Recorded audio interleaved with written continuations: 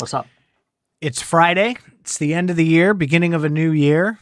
Are you doing resolutions? Is this actually Faz Radio or is this the premium stuff? No, this is actual Faz Radio. You were late for the green room. Did you do green room? No, I was gonna do the whole damn thing by myself. I didn't know if you was gonna make it. I was being a good father tonight. So. Don't do that. Don't do that. Golly. I am definitely cutting that out of the shorts. Well, that's kind of funny because I wonder if the AI will actually pick that up. Because you use AI, you don't do it yourself, right? So, right. So, part of the new year, I'm going to give you another gift. Not only am I doing the shorts, but I am going to amp up this cast by subscribing to one of the platforms that does the homework for you and helps you along and helps you get ranked and all that kind of fun stuff. All the content creators do it, apparently.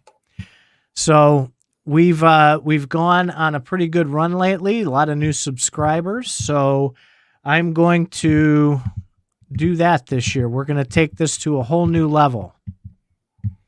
Okay, you do that. Yeah. So what do you think of my background? Well, we can finally see that there's nothing in your head. That's where that comes from. You ask for proof, there's proof right there. You got nothing going on up there. Means I have bad lighting. I'm working on that. I have lighting coming. And hi, Jay Soto Gaming. Hi, Zoro Gala. Whoops. I totally forgot. Hey, Zoro, are you guys going on in the morning? I'll be up tomorrow morning for sure this time because I'm not drinking. It's been a hell of a 2 weeks, man. Yeah. The holidays and at the day job, we do our annual inventory. So I've been going through all that stuff. My fingers hurt from the data entry and got to keep track of it all. Every bit. You get everything you wanted for Christmas? I got a lot of cool stuff that's definitely usable. There is no doubt about it. We got a new family TV for movie nights on Saturday nights. When we're not doing the Wife's Ghost podcast, we do movie night or game night. It's a heck of a lot of fun. Everybody did very well for themselves. Good. How about you? Not bad. I got everything I wanted for Christmas. By the smirky smirk, I don't think we should talk about it on a family show then. No. Yes, because this is a family show. Yeah. So tonight, it is the wonderful year-end show where all of the dirt comes out, where all of the wild predictions for 2024 comes out. Are you ready for that? Somebody type yes in here. I'll type yes. Come on. There we go. There we go. And then I could put a no in here. What are you doing? Are you horsing around or are we going to do a show? Oh, are we doing a show? How'd you change that? Change what? From Faz Radio to Cryptofaz. I must be logged in as Cryptofaz. Oh. Oh, wait. Cryptofaz is the Facebook account. So we're actually... Oh, yeah. I set that up because you never did. I went and did it. I tried to connect Twitch, but it won't let me because I'm not the owner. We have to do the website. We have to do your emails. We have to do all that stuff. Your website's been down now for almost 2 months. Yeah. So I use this website provider that Mr. Titan suggested called Ionos. And all my sites got hacked. And they didn't get hacked due to my fault. They got hacked due to apparently them. They got hacked and all their sites got hacked. Right? Yeah, so we went through that, right? A couple months ago, I had client websites that I built for them, and everything got hacked. I got a text message from one of my clients saying, why is there Chinese porn on my website? So we moved all of that. We got it over there, and we had Faz Radio. I got it all set up. It looked beautiful. It was running great. It was automatically posting the shows, the whole 9 yards. And then we realized we'd forgotten, because we use Proton Mail for our email, our personal email and the business email and all that. And Faz went to go try and log into StreamYard, and he's like, shit. So he had to disable it. And we've been so busy, the two of us, that we haven't circled back around to get that done. But that leads us. Well, you know what? That leads us right into that good segue, right? Because getting hacked. The sheer stupidity of hacks and cracks and everything in crypto in 2023 is astounding. I'm going to give you a fascinating fact. Okay. So I went poking around, and the latest estimates that I found online for thefts and hacks was down from 4 billion in 2022. People are getting smarter. They're listening to Faz Radio, and they're taking their wallet security way better. And the places that you go to store your crypto, people are getting smarter. The storage providers, the wallets, they're getting smarter. It was down to 1.7 billion this year. So roughly half. People are taking the advice, man. They're doing the right thing. Or maybe there's just less people in crypto. There could be, but I don't know. I see a lot of the same people, and I see a lot of the same tokens doing the same old things. Speaking of that, Jamie Dimon, who who's the charge of what's he in charge of? JP Morgan, I think, right? There you go.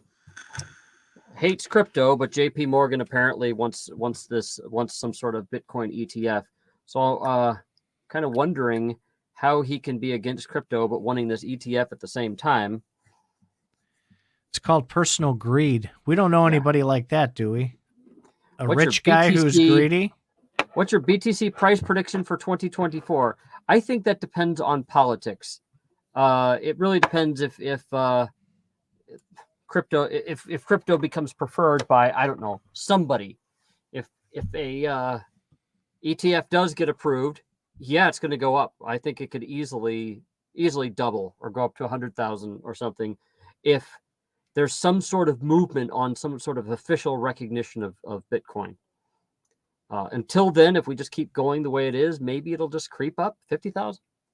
I don't know. What's your prediction? I think an ETF is going to crash the Bitcoin price.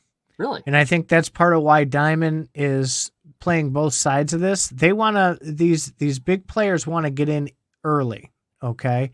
They don't want to be up at 40, 50, 60,000 per Bitcoin. So I think they're going to drag this out. They're going to wear people down. And plus the influx of all that money isn't going to shoot it through the roof immediately. And it's going to be very slow to adopt. So it can go up and it can go up and down. We can both be right here because crypto never stays in one place. So it could certainly go up upon the acceptance of an ETF, and then once that exists, then the people that have the ETFs are used to playing those shenanigans, and then they can start being able to crash the price whenever they want. So, well, I think it will crash higher than it is now, though. Well, I do think we creep up close to 100,000 by the end of 24. I do. I don't think it'll be a barrel shot straight up. And I also think that with Bitcoin, you're going to see another serious attempt at a layer 2 because the scaling is getting crazy. Some of the transfer prices are getting crazy. You have Liquid now, which is Adam Back, one of the suspects to be Satoshi, or one of the Satoshis if you think there's multiple. He runs blockchain, and not the blockchain, but the company called Blockchain. And they have the Liquid network, which hasn't caught on as much as you would want it to. And then there's, of course, the Lightning network, but there's all kinds of problems with the complexity of it, first of all, with all the channels and the liquidity and The second is the liquidity itself. So I think something better has to come along, and I think you're going to start seeing another serious attempt at a layer 2 solution for that, especially if there's an ETF, because that's gonna go crazy. Lido right now, I think, is the ETH validator that has like 40% of that market, and there's one BTC mining company who has, I think, 40% of the market at this point, which is getting dangerously close to having too much. So, yeah. So about the layer 2 thing, Bitcoin is something that I think the SEC is currently staying away from, saying that it's not a security because it can't be. They can't go after anybody, so it's not a security if you can't go after anybody. That just means I think they'll just go after the layer 2s, and I think Bitcoin's idea of nobody in charge is just going to have to continue for everything else. What gets me about all these altcoins is that there's always somebody in charge, of either the creation, the distribution, or whatever. XRP, at the very least, to its credit, Ripple removed itself from that. These people made XRP, and then they gifted a lot of XRP to a company named Ripple, so that Ripple kind of controls something, but they're not the ones that made it. You can't go after them. You can't go after Ripple, the company, for something that Ripple, the company, didn't do. So I think that technically fits. Now, the question is why Ethereum is made by a specific entity and is centralized. They're still not going after. That's the question. So that was some lead up to saying an L2 is going to be created by somebody, and that's going to give somebody the SEC is going to go after that person. It could be. I'm hoping they're smart enough not to do that. I think Lightning and Liquid were the first attempts, and it was centralized just to see what would happen. I'm not saying that that's an excuse, but I'm saying that I don't think they cared that it was a centralized company doing it at that point. They just needed to get something moving. And I think there's a lot more coming. So even these wallet providers, right? We just heard it was right in September, October, about the stupidity that Ledger pulled back out again with their tracking. Did you read about that? Apparently not. So with the Ledger Live app, especially on your mobile phone, it activates all the sensors and they watch everything that you do. The guy posted the code to Twitter, and because they released a bunch of it, I guess. And it apparently tracks literally everything that you do, and it records it, and it's sent to a server. So their client is free, right? If you're not, what's the adage? If you're not paying, then you're the product, right? But it was surprising. They literally track your eye movements when you open the app. No, they can't check your eye movements unless you have something that tracks your eye movements, like a camera or something. Right. It uses on your mobile. Camera? Yeah, it uses mobile. Oh, yeah. I don't use Ledger on mobile. Fuck that. You don't? No. I don't do any crypto on mobile. It's my crypto is all PC based. Oh. Well, you're connected to a camera right now. Yeah, and I can also do that. I can turn it off. I can put a piece of tape over it. I mean, whatever. Anyway, what's this one? How come XRP is one of the most hyped tokens and it never moves? In my opinion, XRP has a certain brand of fanatic that's associated with it, and those fanatics are the only ones that hold it. I am one of them. That's why I like to go off on XRP fanatics, because XRP will rule the day. But I think it's the coin that the federal government is the most afraid of, and they're working the hardest to get rid of. So if anything, I think you have a lot of big holders of XRP that are simply going to wait as long as it needs to wait, as they need to wait. Actually, a lot of small holders that are doing the same thing. XRP, all the people holding XRP are the diehard ones. That's why it's not moving. It's not a speculation coin. I will second that. And I will also add, and don't crucify me until I'm done with my thought, there's not enough use case for it. So what I mean by that is there was rumors, banks were using it overseas and this and that, and it turned out it was false information, right? Until there is a real use case for cross-border payments, instant and nearly free, which there isn't yet. Businesses are still using SWIFT. A lot of these people are still using traditional methods. They have that new government Go, I think. Or what the hell was that called? Anyway, it's like an instant thing. So they're trying to get people enrolled in that to avoid them moving to the crypto side. So until that happens, I don't think XRP goes much of anywhere because there's nothing else you can really do with it. So Jay Soto says, so is it a good idea to have an XRP bag? Me, personally, my non-financial advisor gambling self, yes, I think so. I have some. Now, have I been buying it? No. I bought a fair amount a long time ago, and I'm holding on until it goes to zero or like 10 million, one of the two. So, I mean, is it a good idea? I think that really depends on the politics. Crypto has to gain some sort of mainstream acceptance or bank stream acceptance for it to really take off, and that's the thing. And it's set up to. That's the thing. If you're going to be somebody that wants to hold a bag for a long time, you're gonna imagine, in my opinion, my non-financial advisor opinion, you're gonna imagine a use case, and then you're gonna say, okay, I'm gonna get something for when that use case materializes, and then you may either want to use it or whatever. I certainly liked using XRP to transfer crypto to BitTrue back and forth because it was so damn fast. We are making predictions. Do not buy anything without doing your own research first and determining if it's right for your financial situation and risk tolerance.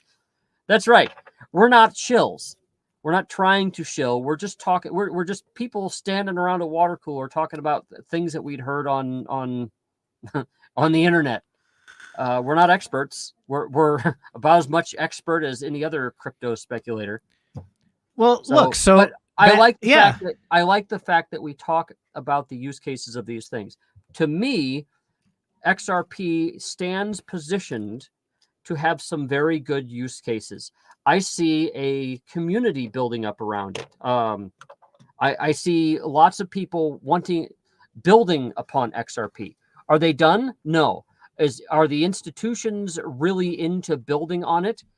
If so, they're not making it very, very public. But that's what really moves the prices of things, in my opinion, is when institutions start building on and publishing that they're building on things. People want to see that. That's when things go up. It's when there's mass acceptance of things. What's this? Jay Soto says he's lost faith in NFTs. By the way, I do want to talk about this later because I've been doing much more investigation in this. So maybe at the end, can we talk about AI, sir? Yeah. And let's talk about the NFTs for a minute, because NFTs during the height of the last bull run, do you know how much was rolling every quarter through NFTs? Take a guess. Talking to me? Yes. $5. 12 billion a quarter was rolling through NFTs. Okay. Do you know how much is running through NFTs quarterly right now? Let me grab my notes. Not 5 billion? 1.3 billion per quarter right now. So it's about a fifth of where it was. I was actually expecting you to say a lot lower. A 12th. Have been dropped. Okay, fine. A 12th. That's still a fair amount. And listen, so the NFT thing, you and I have argued about this, and it's out in print in front of people left and right now. Okay, these NFTs about this metadata, if it's not locked, it's worthless. Okay, and you saw we put on the show, we put the screenshots of that NFT where they had the project and they pulled the pictures off of it and the people were left with nothing, you've got to pay attention. If a company can change the picture, your NFT is worthless. You own a hash. That's all you own. Okay, wait, stop. That's a bunch of bullshit. Let's get this thing off the screen because I want people to see my whole pissed off face here. Bullshit.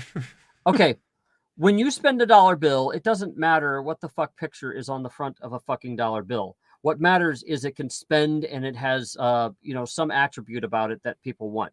In the case of NFTs, the attribute about it that people want is either a hash or its association with a game or a title or something like that. That's what people want with the NFT. You could put fucking Mickey Mouse on all NFTs and they would still be just as useful. What you don't like, and what I think you should probably focus on more is, like in the case of a gaming NFT, if you buy a game piece for an NFT, there's no guarantee that game piece will be used. Now, they can say it will be used, but they could use it and severely nerf the shit out of it. So if you're going to start betting on game pieces, good luck. What's worse about game pieces is say some really rare, some certain game pieces are really rare. Companies can print up more of that game piece. They can print up game pieces that effectively do the same thing. And of course they can nerf it, which means they can determine the market value of something just by changing around the functionality of various game pieces, or let's just say various NFTs. I mean, Bored Apes could do the same thing. You could get, they could make a set of Bored Ape copies of almost like the real thing, and those would go like hotcakes too. They did. They turned them into ordinals. Didn't you read about that? No, what is that? They turned some of the famous NFTs into Bitcoin ordinals, basically NFTs on Bitcoin, and there was a big kerfuffle about that. Turned it into? So that means you destroy the original one, or did they copy? No, they copied them. Well, that'll do it. Yeah. So there you go.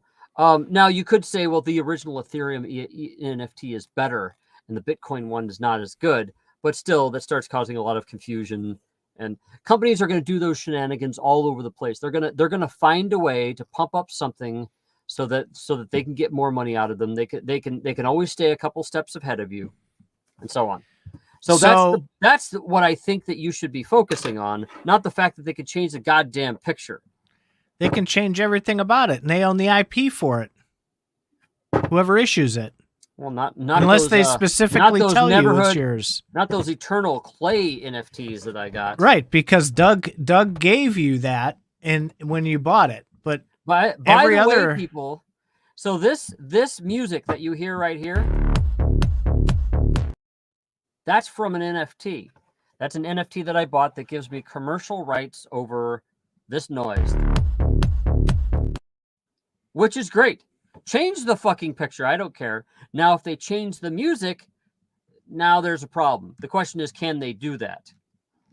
If they can... Is it locked? Huh? I don't know what locked means. What's that mean? Lock the metadata so it can't be changed. Probably. Okay. We'll have to look at that. I'll say probably because I don't know. Maybe it can be. But you have a good point.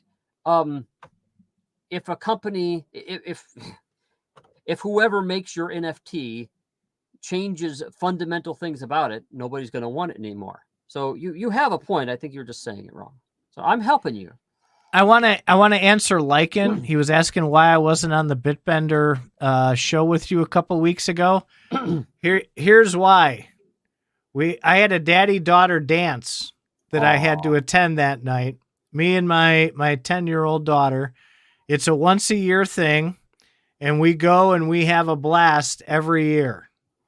So that's why I missed that talk. I had to do dad things. So I needed...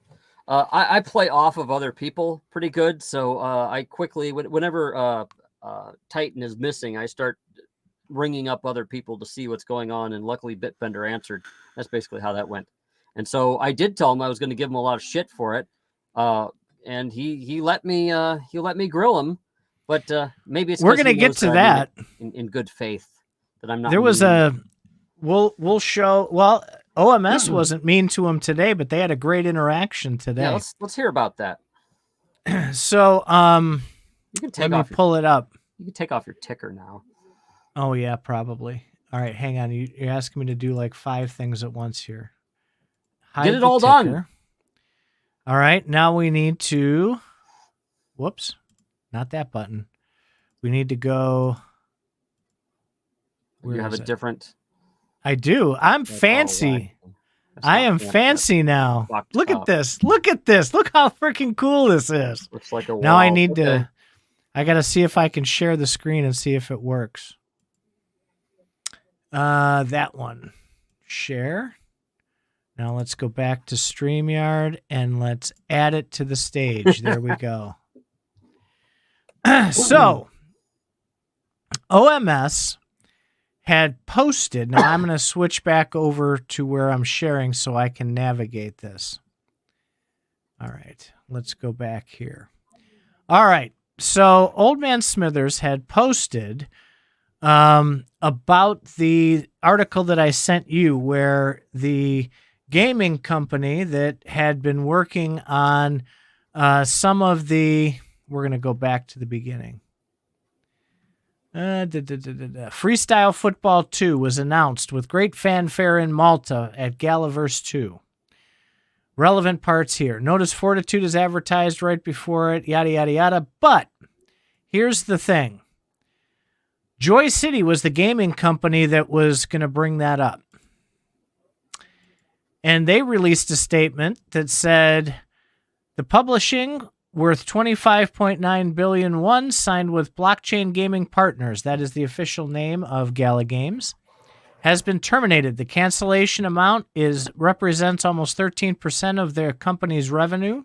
The company explained the contract for this termination was for the other party to publish games developed by our company, but it was difficult to expect fulfillment of the contract due to the other party's withdrawal from the PC game business. So it was terminated by agreement between both parties. How's that make you feel? I don't know. How does it make me feel? So I'd like to know the rest of it here.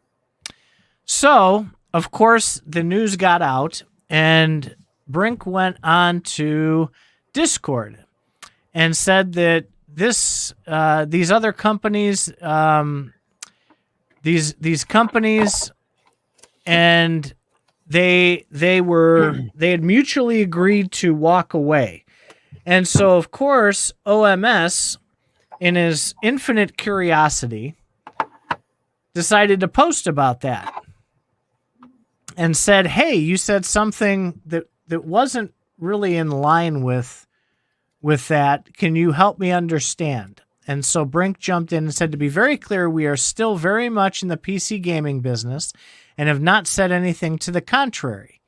Please make sure not to take an announcement from another company to be an announcement from us. Oh, wait a minute. Stop there. Before you go any further. Mm-hmm. Remember, go back up to your thing. Remember, this is the reason that they gave for terminating a contract. That's like, if somebody sues you in court, they're going to give you their reasons, but just because people give you their reasons, that doesn't mean that it's the reason. And when you say things like, well, how does that make you feel? You're going off an assumption that means something really big. And so it does, because the rest of the story, right? Because Brink says right here, he posted, "We will never shill ever. We've never told anyone to buy Galley, yada yada." Number 2, we aren't a gaming token. We're an L1 protocol with our own chain. We started in entertainment, but for a variety of reasons, but that isn't the main focus at all. So they started in entertainment and gaming and film and music, but that isn't their main focus at all. So wait Old Man, there's no wait a minute. Hold on. He said the same exact thing in our interview a couple weeks ago. So I want to make that clear. And you didn't say anything, and Old Man Smithers didn't say anything at that time. Keep going. So OMS says you'll have to forgive the confusion, because when you tell folks that Gala's not a gaming token and entertainment isn't the main focus at all, It tends to send mixed signals. That's especially the case when other companies are saying the same thing. You said you guys are still in the PC gaming business. You've also said entertainment isn't the main focus. So would it be safe to say that Go Gala Games is still doing games, but is no longer the main focus? He's trying to piece together multiple statements into one coherent message for the community. To which Brink replied, "We are not a token. We're a company that works across a wide range of verticals and has constructed and curated an ecosystem and an L1 blockchain within the Gala token serves a central role. Company both does and does not equal a token. That's a basic fact. If a company equals a token, bad news for everyone, even though it's named Gala. We also continue to release announcements about games coming up on launch. We have multiple titles under very active development." Go back up. Wait. There's more he said there. "We remain committed to developing and shipping titles, regardless of what anyone else has said." So that whenever you say something like we remain committed, it's we really want to. Helping you out. So OMS replied to that and said the second sentence was a corporate word salad. Come on, man. But the last sentence was what I was looking for. Declarative statements is good as long as they're true. As far as Gala no longer being a gaming token, good luck with the pivot. That's not what was sold when I first joined up. You were a gaming company. Went to great lengths explaining how you'd become an awesome gaming company, and I expected it to stay that way. Then came music and film. I suppose we should be thankful the theme park never happened. I was a fan of the idea of Gala Chain because it was sold as being a wonderful tool for gaming. I believe the quote, paraphrased, was, "There isn't a chain out there that did what we needed it to do for our games, so we had to build it for ourselves." Awesome. But then that changed, and now it's no longer about gaming. Gala is a company that works across a wide range of verticals that started in entertainment. But isn't the main focus at all. Now wants to be the new AVAX or Soul. It's exhausting, especially when there's a story after story, you guys being sued by developers, games falling off the radar, Fortitude, games being removed from the App Store, Plucked, games that are bare bones and quickly forgotten, Grit and Legacy. I'm not even going into 888, Orbs, Fuzzles, or Rep. Heck, I'm still waiting on my ST, TS, and LE nodes to do something, or for nodes to be turned into NFTs. As always, wishing for Gala's success. I don't hold out much hope these days unless you drastically change how you do things. But stranger things have happened, I suppose. Tron is still around after all. Okay, so I have a comment about this. Now, when Gala started, they were just games. And when they started to create their token, they did indeed say, "Gonna full screen me? What's the deal?" I'm working on it. They did indeed say, we want to run the game on this. This isn't fast enough. However, at the time, they said it also gives us, since we can stream things that we need for games, we can also stream music. So we're gonna do that for music too. In fact, this makes the Gala token even more useful because it can be used across a lot of different things, like music, like film, and so on. So they put those things out. Then the great crash of 2022 hit, and then everything went to shit, and their gaming business is suffering. One of the reasons that they stated for having Gala film and having Gala music is so that when shit went sideways, that they would have other things that they could make money on. I think the only valid, I think OMS makes a bunch of good points, but the valid one that I like the most is he's making it clear that Gala is not telling you that they're pivoting; they're just pivoting and then acting like it's always been the case. But the way that Bitbender is saying it is, he's just saying this is what it is. He's not including any history into it. He's not saying, well, we had to move here because we didn't have enough games. We had to pivot. And I think if they do announce their pivots, that will crash the token. And they said pretty much that they depend on that token. And the way they've been doing it has been inflating the coin. The coin's up to what, 3 cents now? And it was like 1 cent a while ago. So it's been steadily rising. And it might be because of their secret pivots there. So let me ask you something. If you went out and bought Ford stock, okay, what are you investing in? When you buy a stock, they say you have a piece of a company, but come on, unless No. have like, what are you investing in? You're investing in a company that makes cars and trucks, right? You're in my opinion, you're gambling that a company will do something that'll raise the value of the stock. Well, if Ford comes out tomorrow and says, you know what, we've had a great run for the last 87 years. We're done making cars. We're making refrigerators and washers and dryers now.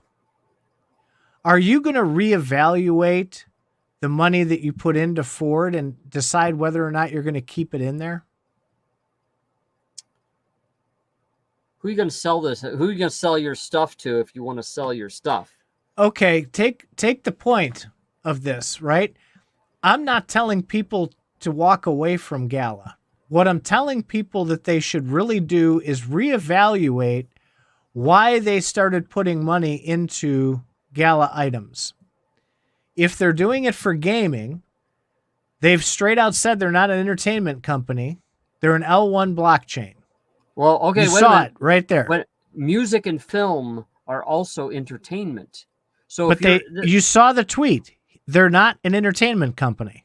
Well, they also said they're not a token either, or a blockchain. Right. They're not. They're a company that is focused on an L1 blockchain.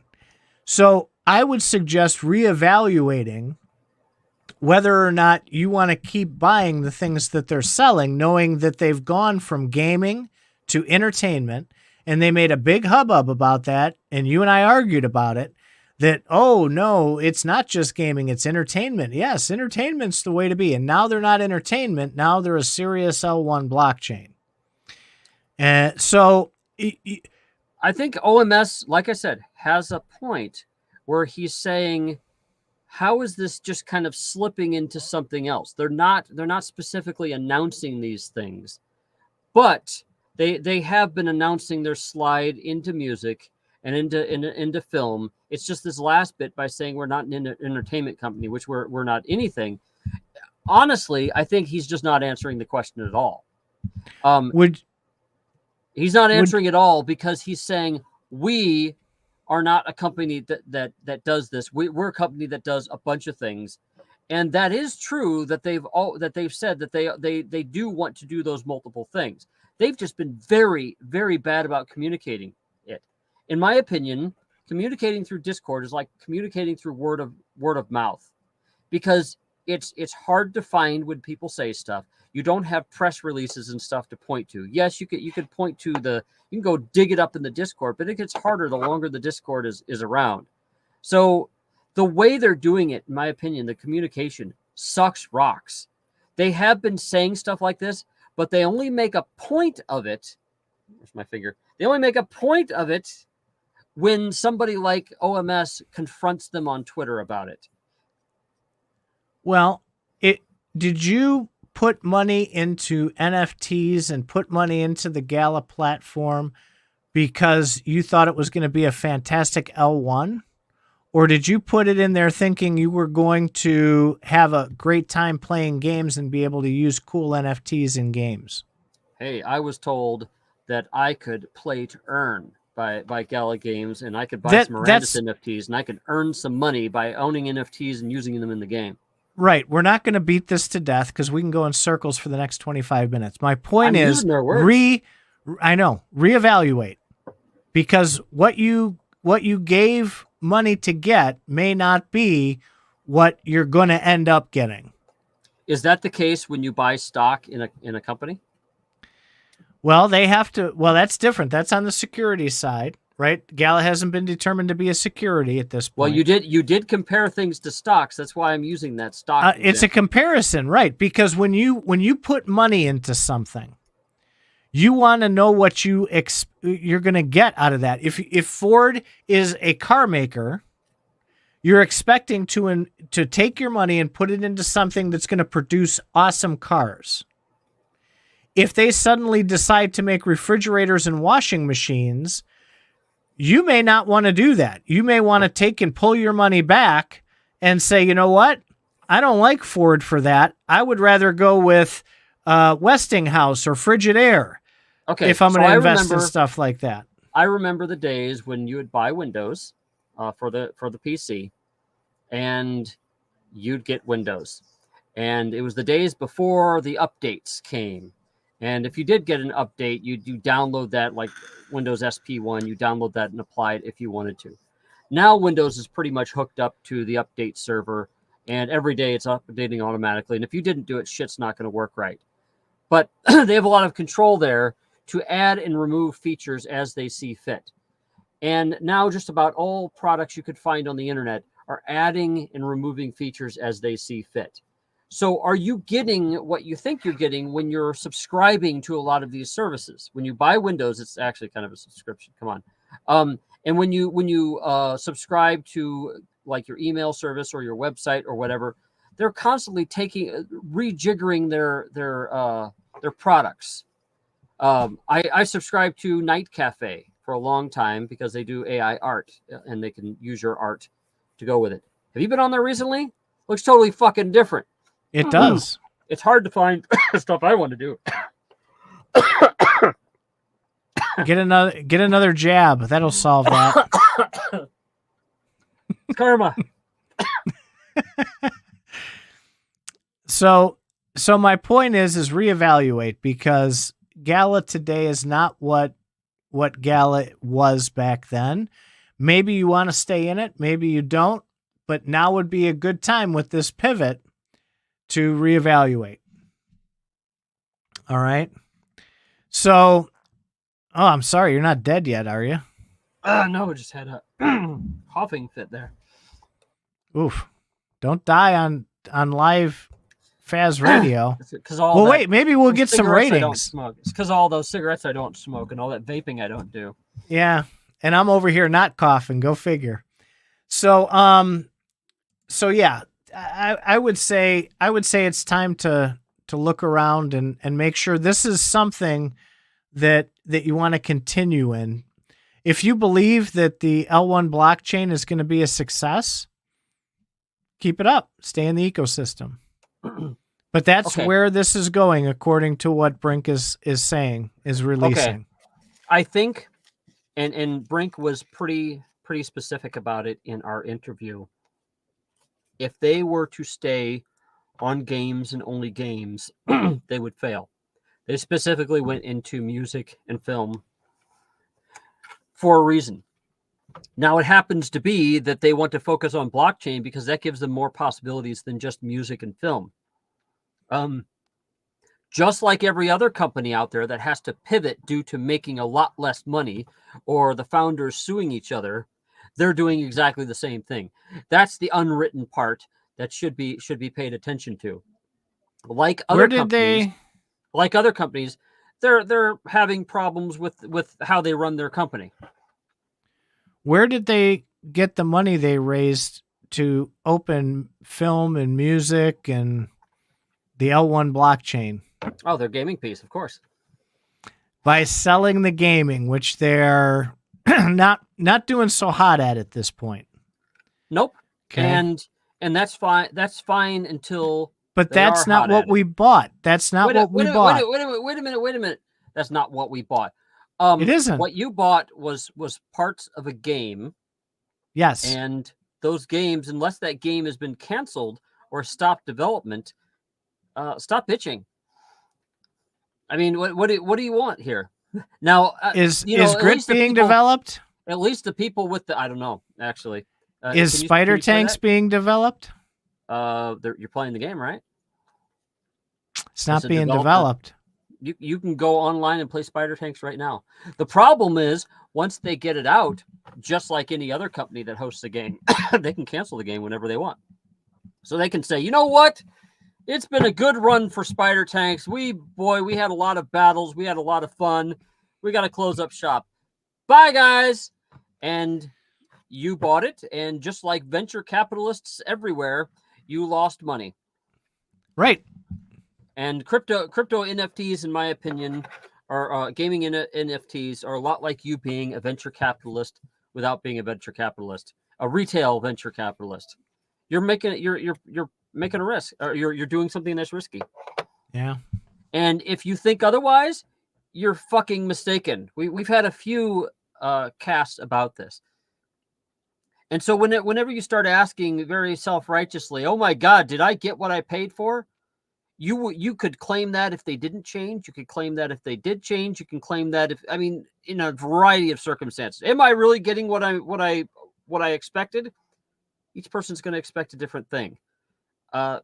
Just expect that you're speculating on a game, no matter what. It's like buying a Kickstarter and expecting the Kickstarter to actually deliver. It may not. Right. What I want to see is a a little warning label on each game that you have to pay more than $50 for an NFT. That would be a nice piece of regulation that I'd like to see. Why do you want to be regulated so badly? Because it's going to happen. It's not that I want to be. It's going to happen. Why do I want to be regulated? You're in a world that regulates every goddamn thing you do. The glasses on your face, the earphones on your ears, the clothes on your body, everything is regulated. So how is crypto going to be any different? You think that people are going to all of a sudden say, "Oh, no, we can't regulate that." They regulate the air that you breathe. So why are you excited about crypto over regular traditional gaming or regular traditional stocks or bonds? What's the difference? Because I think that's where people are going to be moving their stuff. I think that's where the future is. It's a gamble. That's why you invest in things. That's the whole purpose behind investing, is you think you're going to make more money at it. Tell me, your 401k, you think you're going to make money off of it. Is it risky? Yes. It's investing. You have somebody else investing in all sorts of things for you. So not in a 401k, you do your own. Huh? You could do your own, and then that's on you as far as the risk. Or you could have a money manager do it. It's all a risk. People seem to think all this that anything they buy isn't a risk. What if you buy that electric car? Let's hope that you can plug it in. Let's hope that it's supported by the company. Let's hope that you can still get it worked on. It's all sorts of things. Everything can change. So no, nothing is you can't be sure about anything. So we have to address it because, of course, we love to circle back. My prediction on the end of the year show last year was Gala wouldn't make it more than 12 months. And they're obviously still here. So somebody said something really smart, and I never thought about this before. I feel actually really stupid because it's common sense, right? And this person said, well, of course they're not going to fail. They can print unlimited tokens. They'll always have money. And I went, oh, yeah. So if they need to do a money raise, they just print the tokens and pay their bills. So they'll probably be around for a long time. Like it says, so why would anyone want to do Web3? I say, why not? Because Web3 has features that Web2 doesn't have. That's why. As far as the speculators, there were speculators on Web2. There's speculators on Web3. What's nice about Web3 is it's easier to have retail speculators than on Web2. That's a good reason to do Web3. Sorry, you're still just as likely to lose money. I think Web3 is a long way out. A very long way out. I think it needs to mature. No, I don't even think we're touching it yet. Email was around since like the 60s and 70s. And, a lot of people started using it in the 90s. So what changed? What changed is more people picking it up and coming up with some additional standards to make email a bit more robust. So people got to build on Web3 to make it more robust. In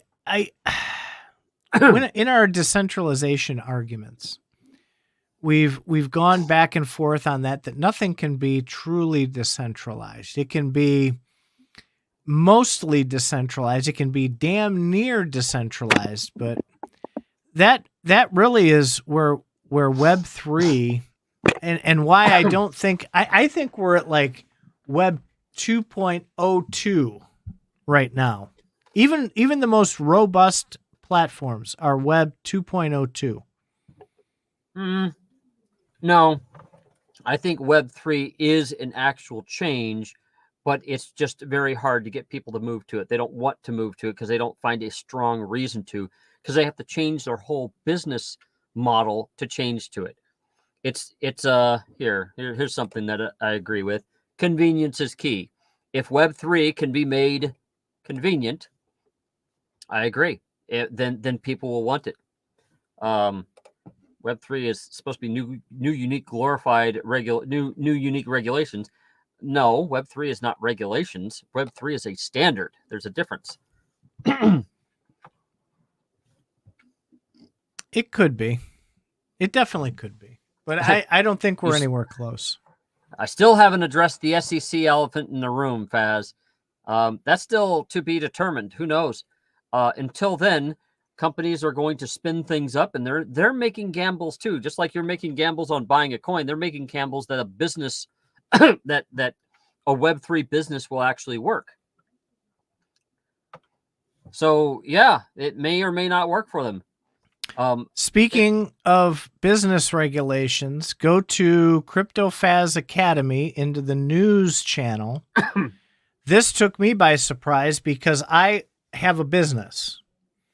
Okay, regulations were passed in 2022 that say you're going to have to register with the FinCEN office. That's the state of Oregon, right? No, that's everywhere. The national U.S. government. I put the links. They want to stop shell corporations, and so you have to KYC basically your business. So starting Tuesday, right? Monday, January 1st. If you register a new business after that, you have 20 days to register with FinCEN. Or if you're an existing business prior to January 1st, 2024, you have until January 1st, 2025 to register. And they will require KYC information, no financials or anything like that. And this is for everybody that has a registered business, okay? So if you haven't filed in any state for a business, then you don't have to worry about it. But like me, I have an LLC. So my LLC has to register. If you don't, the penalties listed are $500 a day. And if you fail to register completely, it's an immediate $10,000 fine. If you fail to register in person, what? No, you can do it on the website. Sorry, if you fail to register a person, what was that? If you fail to register, it's an immediate $10,000 fine. Okay. So, and then it's $500 a day in addition that you don't register. They're taking this very seriously, apparently, and it snuck up on us. So do your due diligence. If you have 4 companies that you own, you have to register all 4 companies. If you don't, then you're going to get fined $2,000 a day. It's nationwide. It's every state, Zorro. So, okay. Let's talk about I used the Oregon example because that's the one that pulled up when I did the initial search. That had a great FAQ and everything else. Let's talk about this for a second. There's going to be a lot of companies that don't do it. Okay. Enforcement is going to be a bitch. And a lot of companies aren't going to do it for ignorance reasons alone, which means then the federal government will be able to choose which companies that they want to shut down with this law, or they'll do it to the wrong company and then it'll get challenged in federal court and possibly overturned. So I'm not aware of any business fines that are that big that are so unadvertised. It has been advertised for 2 years. Advertised where? At the fincen.gov website. There's links. I posted links. You love links. Go read the links. Where are the links? I don't see any links. Post a link. I already told you that. Oh, you have. It's I in the put a Cryptofaz. the CryptoFaz Discord. Is this a shill for the CryptoFaz Discord? No. It sounds like you're shilling. You have it to is go there a to read central repository for information. I'm not going to post links 74 times. Just go to Discord, go to the news channel, and you can read about it. Centralization. Great. I am for convenience. You're for laziness. Yep, I agree. I'm no, lazy my too. fingers hurt from data entry. Just like OMS was saying to Brink, I just wanted to hear you say it. Yeah, it's a big deal. So I'm sorry I derailed that conversation, but that's like super important because I know a lot of people created companies for their nodes. I know a lot of people created companies for whatever project they wanted to do in the crypto space. Get registered. Like China. Thank you, Mr. Lycan Warlord. Yes, China is very big with these shell corporations, and that would be tantamount to a tax on China. I have a feeling that people will fight back against this, including China, and the way that they would fight back is, no, none of us will do it, and you'll have to shut down all these companies, and you're going to be kind of fucked if you do. So, yeah, let's just see how this hashes out. I don't like it when people throw new laws out and go, well, we're all boned from now on because this just has to happen. No, laws come into existence. They get challenged. They go away. They don't get enforced. They get enforced loosely or badly if they don't have a lot of support. So we'll see. So you can't scare me. Before you take over this podcast and never stop talking about AI, because we're already coming up on an hour. You never let anybody talk when it's AI, man. You just go. So before we do that, I'm going to shill something. And I don't normally do this, but I'm going to shill something. If you have not heard already, you're living under a rock.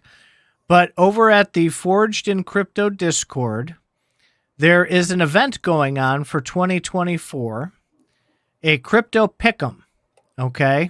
It's going to be a year-long event with quarterly prizes and everything else. There's a $50 entry fee. That's going to be part of the prize money.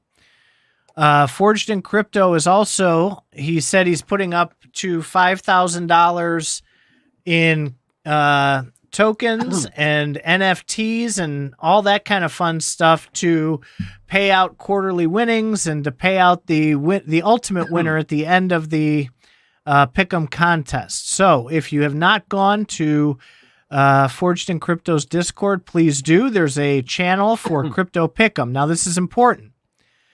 Your picks have to be in and your fee has to be paid by the new year, before January 1st. So he's done a couple of podcasts on what he's doing over there. You know me, I'm the token guy in Cryptofaz. So immediately last week when he announced that, I told him I'm absolutely in. I'm going to put together a portfolio and try and take the wins on that. So for all of us who love that stuff, let's do it.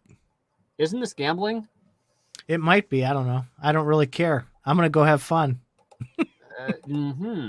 Okay. I don't know the rules on gambling, but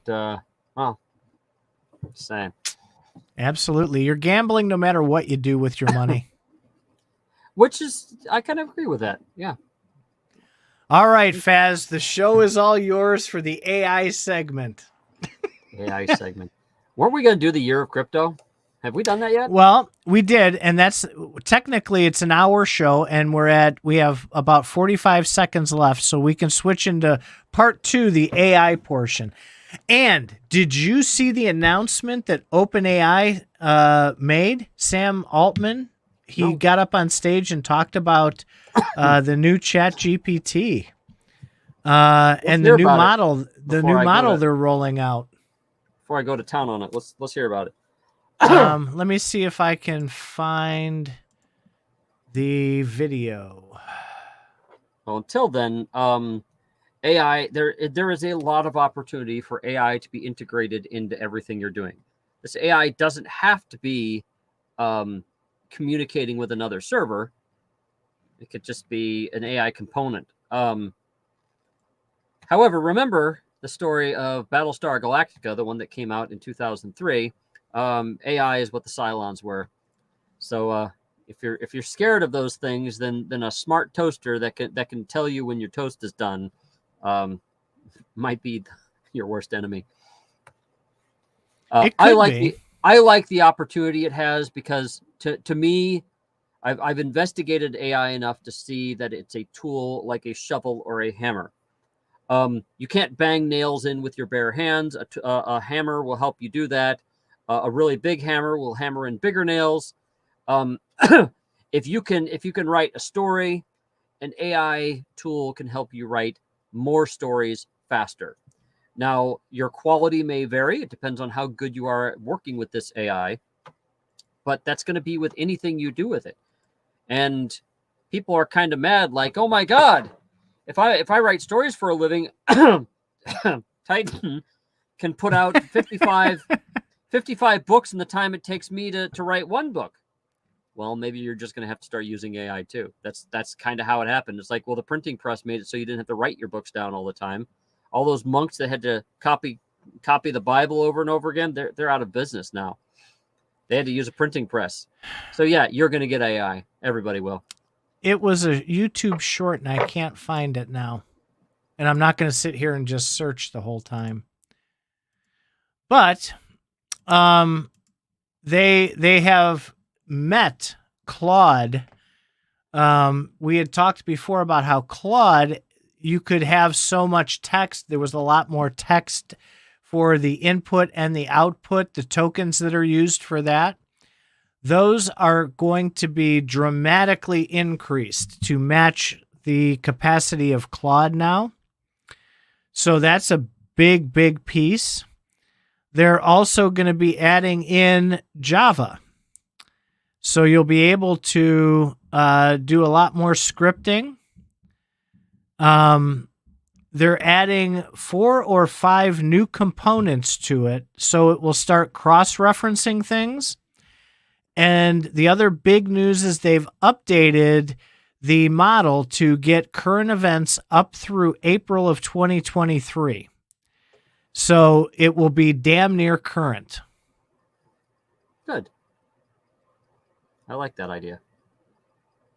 So they're making some good progress over there. They did not announce whether or not the price would go up for the new features. I like using AI. AI is a very good tool. Saves me a lot of work in my job, because a lot of work in my job is repetitive. And it's not repetitive work that can be just copied and pasted. It's repetitive, smart work that needs to be done. And just our society moves forward, man. In my regular job, I was recently made to sign some documents that employees can't use AI at work. Well, I think what's going to happen is that the jobs that embrace AI are going to find that they're going to be able to move forward a lot faster. Maybe they're worried about how much AI fucks up. Well, kind of like if you're in charge of a bunch of people, if you're in charge of an AI, if you're in charge of something and you're using AI, you should be held accountable for whatever the AI kicks out that you actually let out the door. Give Jay Soto some love on his on his gaming YouTube, Twitch, Facebook, Twitter kick. I've seen some tweets lately, Mr. Soto, that you are amping up your content creation game. Congratulations. What is this now from M Ice here? I just got a laptop with 32 tops, something per second of AI compute between the CPU and integrated GPU. Interesting. Yeah, so basically Faz is saying that doesn't tell him anything. Put it in Faz language, meaning teraflops. What's all the You mean teraflops?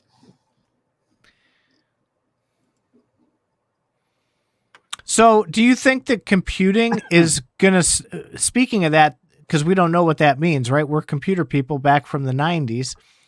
So do you think that the laptops and desktops are going to evolve to better handle AI? Do you think that's coming soon? Sure. Why not? There's nothing wrong with a toaster being smart about how to make toast. They're not going to make a toaster that's going to wash your dishes. That's not a toaster. A toaster is going to always do smart things with your toast. which means it might have a number of sensors and be able to make informed decisions about how to toast your toast. Everything that we use as a tool can benefit a little bit from AI. The reason people are afraid of AI is they're afraid of the generic stuff, the stuff that can do anything. Now, you could say, well, if you don't know how to use a toaster, you're doing something wrong. Well, when the toaster came out, people were saying, why couldn't you just put your bread on the fire? Or why did you even need sliced bread to begin with? Why did you just slice it yourself? It'll stay fresher longer. TOPS is what AMD is using to describe their operations per second. Teratops? These are tensor cores in the Ryzen Phoenix GPU integrated graphics. Nice. Good. It'll give my GPU something to do when it's not rendering images. AI on laptop is here. I think it's great. AI is going to effectively speed up your computer. Your computer is going to determine that it doesn't need to do certain things all the time. The things that are slowing your computer down right now because it's trying to do every goddamn thing you're telling it. You have 57 goddamn tabs open and you want each of them to refresh themselves? Fuck that. No, they don't need to refresh themselves until you click on it. So AI can manage that stuff. We don't need to. Windows is a pain in the ass. I'd rather have something that's self-aware, trying to figure out how to make Windows work better for me. So is this specifically a AI marketed and built laptop mice? Is this, or is this just, hey, I bought a laptop for gaming and they included this as a bonus? Which one is that? Well, I think it's one of those things where if you build it, people will come. And no, I get that, but I'm saying, are they starting to market that as an AI computer, or is this just something that's included? I think that won't happen until the marketing gets really big. I mean, right now AI is well, okay. I remember when we had the 286 chip, the 386 chip, the 486, and then the Pentium, and then Pentium 2, Pentium 3, Pentium 4, etc.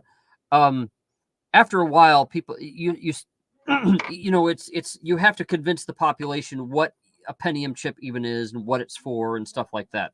I thought it was interesting that companies were trying to market a chip like the Pentium. Nowadays, most people don't know what the hell's in their computer because you have some sort of, well, like they said, some sort of Ryzen Phoenix GPU, whatever. I mean, it's got some nomenclature that people don't pay attention to anymore. They just know that they get a faster computer. They're not going to care about what makes their computer faster. What's nice about AI is if it's optimized for that, then you can use a slower chip and your computer would be more effective. So it's just a tool. Well, it's going to be a focused tool. You're not going to put a story writing API on to manage your computer's processor. Okay. No, but I paid extra for this Mac Mini that I've been running for the last year now. I paid extra to get higher specs on it because I didn't want it to become obsolete quick. I learned with those other boxes that I had that I got for free, you can't, after a while, you just can't run stuff on them. It breaks. I couldn't play any of the games from Gala on that old thing. Now I've got a Mac, of course, I still can't play them, but I use them as Linux boxes now. But I do think that while it will eventually get to a point, like you say, where the AI is going to control form and function inside your box, I see it more as an excuse to just pump hardware. Okay. I don't think it's needed right now. So using that as your metric means that they're pumping hardware when they put out new hardware. AI in a chip is really just putting out a different type of hardware. So yeah, computers have always been about, let's get the widgets out the door that can go better, faster, whatever. And then the software has always pushed those limits. What's going to be interesting is once they put out chips that are, are optimized for AI, then you're going to get software that are going to push those limits. And then it doesn't change the whole game that's going on. So to me, being skeptical about it is being skeptical about just computers in general. Yeah, it's just going to be part of the same, profit mill that computers do. That said, AI can help you save a lot of time in whatever you're doing, in a lot of what you're doing. So one of the things I've been interested in recently is Microsoft Copilot. And of course, there's a Git Copilot too. You're muted if you want to complain. I was bitching how I couldn't get a word in edgewise. So because I was muted. So Microsoft Copilot, and I know there's a Git version of it, is interesting because what you can do is you can point it to like your inbox or all of your company's files. And then when you get up in the morning and you get in front of your computer, you can be like, computer, what do I need to worry about today? What's the most important thing? And it's going to go read your emails, and it's going to see, so-and-so wants this right away. It's going to look at other files in your work establishment. And it's going to be like, okay, I know what he has. I know that Titan or Faz can actually get this job done with what he's asked for. And so the AI, once you log on, it might say, okay, you have 3 emails that you've got to look at right away. And once you do, I can show you the resources for this. Or better yet, you look at those 3 emails, you look at them, and at the bottom of the screen or on the side, it's saying, here's the resources in regards to this person's ask. Well, shit. Sometimes that takes a lot of time working in a company just to find those resources. It's like, do we even have this, guys? And remember, do we even have this? These AI copilots will be scanning all the texts in your company and all the emails and all your files. And so they can say, somebody sends you an email, they want something, and it can say, hey, there's a text conversation between 2 other people in the company that you might want to know about. And if you have the access to read it, then it'll show you. Be like, okay, get with Joe and George, and they'll tell you how you can solve this problem.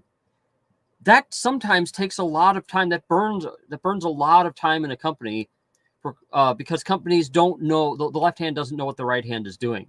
So AI gives you an ability to marry a lot of things together really quickly.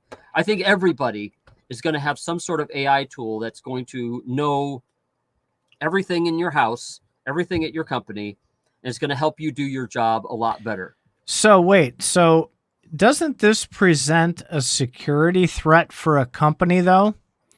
Because all of that data, it's reading everything on everybody's computer.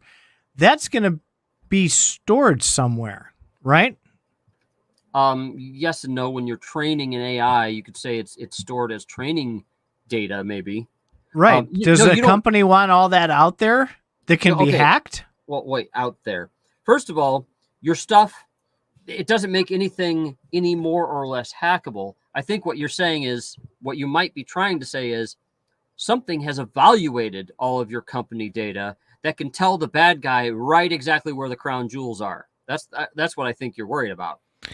Well, like companies, like we saw how very serious Gala Games took their financials, and they flipped a lid when the court documents had their tax returns in it, right?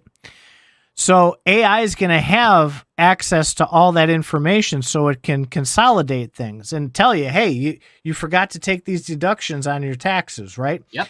So that data is stored somewhere. That's another vector for an attack. And it's from an outside source, the people who built and or trained that AI. Don't you see that as a large security threat? I would say that it would be just as much of a security threat as everything else that you're storing in your company. So I don't think, yes, it's an additional vector, but you'd probably lock it down in a similar way as your other data. So yeah, it could be an additional piece, an additional repository of information that could be hacked, but it'd be just as hackable, and maybe even harder depending on how it's stored. I don't know. Right now. Well, at first, it depends on who actually has the ability to understand that data.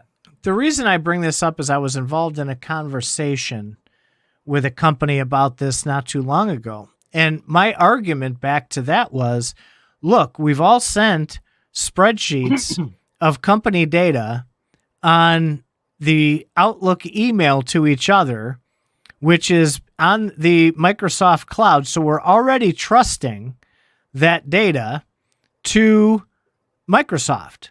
There's really no difference. Okay, wait. There's a couple of assumptions there that I don't like. One, your company's security policy is allowing that. So get a better fucking security policy and stop bitching about the fact that you can send spreadsheets over email. Two, that's not going to grind a company to a halt. Exactly. Two, fine. You're dealing with Microsoft stuff. So what? It's just as secure as all your other Microsoft stuff. Maybe it should be Microsoft's business to make sure that it stays secure. But we all know you're going to get hacked. Well, it doesn't matter. It's just as secure. Right. And that was my 2 cents on that is we're already trusting this data to the network and to Microsoft and to Adobe and whoever else, because they can see everything that you do. Right. Because most of the stuff gets turned into PDFs. The bigger layer of security does need to be there. Now, this is where this whole conversation was leading me for you to see if you know about this, especially with your programming side.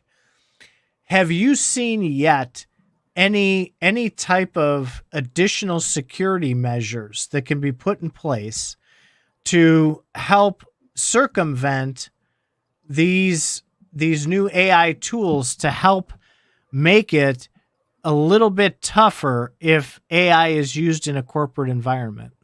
Yes, it's called two-factor authentication. I mean, that doesn't change. I mean, you could say biometric.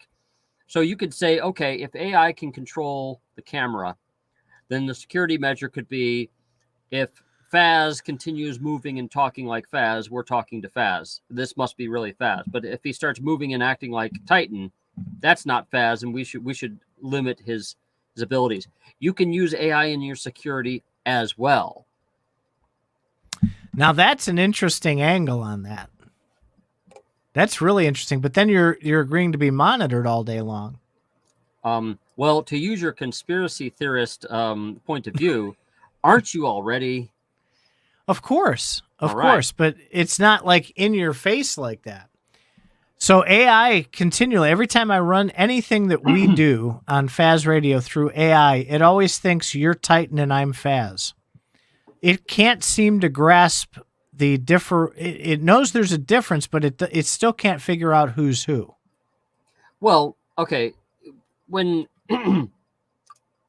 if you were to take the names off of Discord, you'd have a very hard time figuring out who's who. Maybe you can identify one person or two, but you're going to have a very hard time. AI is going to be just as baffled as another human. If you don't give it. Now, right now, we're dialed in to StreamYard from 2 separate locations. I'm logged in with my account. You're logged in with yours. If you had AI included with StreamYard, yes, it could tell the difference because it'd use your login credentials to know who you were. If it was smarter AI and could watch the video, then it could tell by the way you talk and how you sound. So we've got to, just like with blockchain, we need to build out AI a lot more for it to be more useful. And now it's very obvious to me that AI is going to become like the computer in Star Trek: The Next Generation. You know, they're just doing their things, and every once in a while they'll just look up into nowhere and they'll be like, "Computer, tell me the answer to this." So there you go. I think that's 5 years now. I mean, we've been doing it with Siri and Alexa anyway. They'll just get smarter. Yeah. I think I'm a big AI proponent in pretty much everything at this point, but some concerns like that were raised, and it does require a little extra thought, I think, before just letting loose on that. I mean, I'm sorry, I don't trust Altman at all. I don't. And he started that WorldCoin thing where he's scanning irises, and where's that information? What is that going to be used who's for? Altman again? The guy who's running OpenAI right now.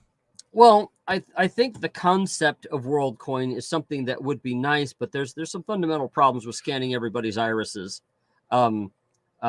we'd like to say that it's the privacy thing, but well, the oldest thing in biometric, the oldest observation about biometric data, I think I heard when I was a lot younger, like 17, where it's like, hey, ATMs can soon use your fingerprint to let you into your account. And so people were starting to predict that more people were going to get their fingers chopped off so that people can get into their ATM machines. So there's going to be ways to fix that stuff too.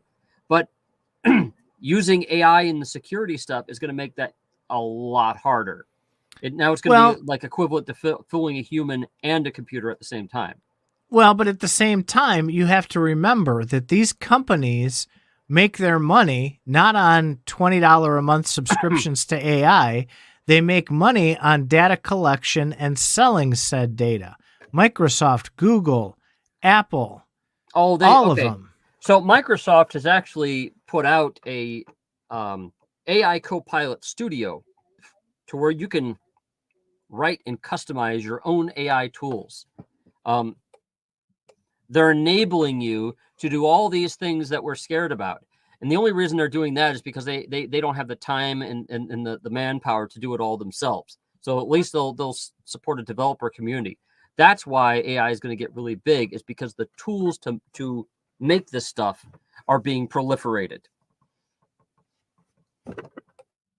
Okay. What do you see in 2024 for increases or jumps that AI will make? You're way more in tune with this than I am.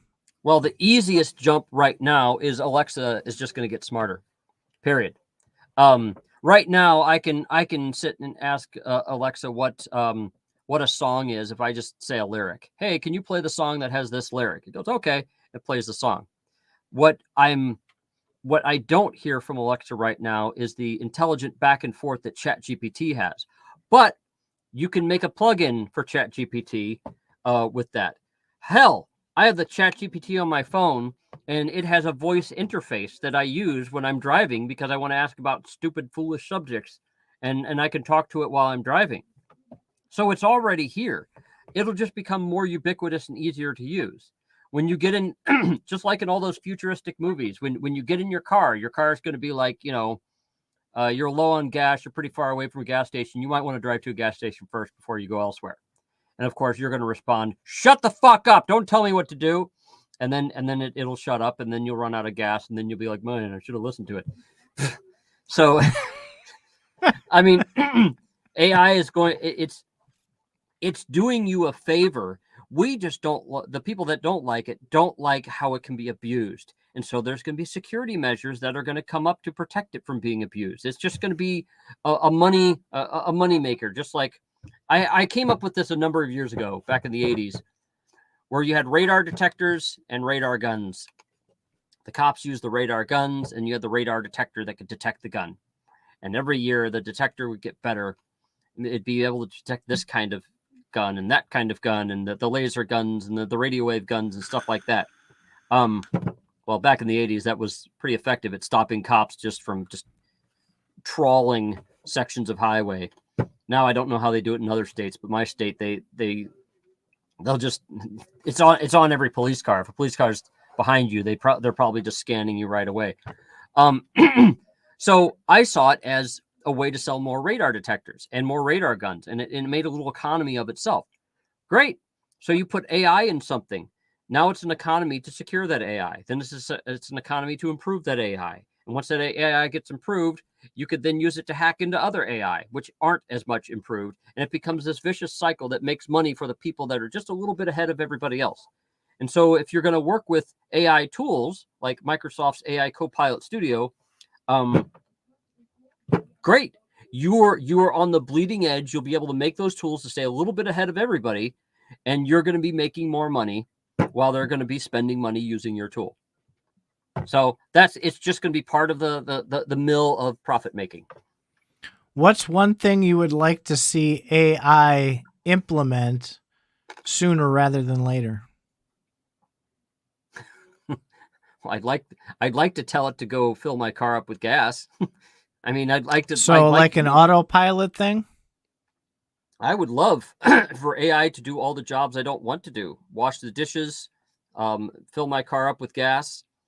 Hell, I like it. Elon's got a robot for that. I'd like it to drive my car for me when I'm tired or when I'm, whatever. I mean, it's anything in life that's really tiring and repetitive. I'd like it to do for me. I want to solve the real problems. I want to have the fun. So that makes a lot of sense. But yes, I think Alexa and Siri are going to be first. Well, not Siri, because Siri is like woefully behind. I don't know why Apple's not improving that. Alexa seems to be ahead of all the others. It at least it seems to me to be the smartest little personal assistant that they have out there. And it's not even AI enabled. Well, and you and I had talked about this before the AI stuff, even when we were having arguments about data collection and stuff like that. You just have to pick who to trust with that information. Who do you trust more? Just like you do with the internet. When Google came out and Google's providing all these free tools like email. I remember at the time Google came out with its email, I was doing email on my personal computer. And I didn't want my email to be out on the internet because somebody could get in the middle of that communication and read all my email, which they still can. But now everybody does all their email on the internet. So that kind of went away. And I mean, AI is a similar kind of thing. Yeah, I don't want my stuff to become understood by everybody. But if you accept that the NSA has known all about you for years, then you can accept that your own house's personal AI is going to know all about you in about 5 minutes. And then, of course, the NSA will just hack into the AI instead of compiling the information itself. I think, and I've told you this before when we've talked about this too.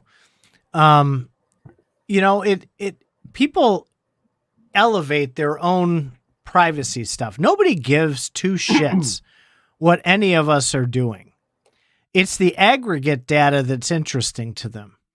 So if someone is going to, hack into whatever, I'm not interesting. You're definitely not interesting. So did you get that finally? I saw the smile. I do think that that privacy concern is going to get minimized because it's the convenience factor is going to outweigh the need for privacy to be the big paramount concern. You're muted. Well, yes, not anymore. Well, privacy, I was adjusting my camera. You can accept that privacy as we once knew it has been gone for a long time. What gets me is when people are saying if privacy is gone, they'll just be like, okay, I'll just give it all up. I think we have to redefine what privacy means these days. That's a good point. That's a really good point. Because some privacy you want to give up, like aggregate data. You don't care if your car is being used in Google's metrics for traffic. You don't care about that. What you care about is Google tracking your car. So, I think that there should be regulations to say what should be aggregated and what should not be aggregated, or what data you should keep. There is a number of regulations like that already, but it seems that there's not enough. Well, the public did not take well to that when the auto insurance companies wanted you to put that device in your car so that they could charge you based on how you drive. So that is a real basic version of what AI is going to do, right? Because I guarantee you that ChatGPT is collecting data on your car trips while you're using it. Possibly. Yeah, of course, any online tool you use at all, any application on your phone could do that. However, your phone is designed in such a way that if you're going to share that, it says, okay, if you're going to install this app, we're going to collect this information about you. Who says no to that? Nobody. People who don't want to use exactly. Okay, that's a good point. Who says no to that? The people that say no to that are the people that don't use those phones and they don't want to be tracked. If you're going to use this wonderfully centralized tool for all of its benefits, then you're going to have to pay the price. Unless you can build one yourself and create as much of a support system as they have and somehow stay in business without getting that information. Good luck with that. This isn't the world of Big Brother. This is the world of Little Brother. Little Brother has a lot of information and about everybody, and it tells on you everywhere it goes.